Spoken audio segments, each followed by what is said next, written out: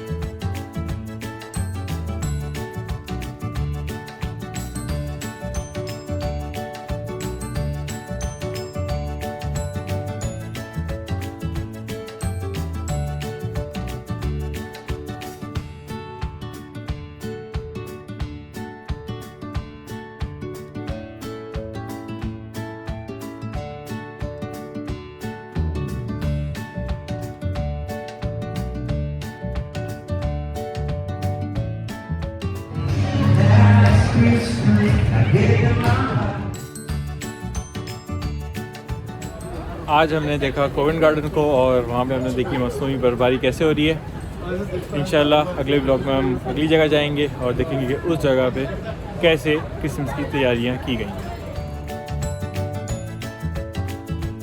If you like this video, please subscribe my YouTube channel London Diary and like my page on Facebook as well.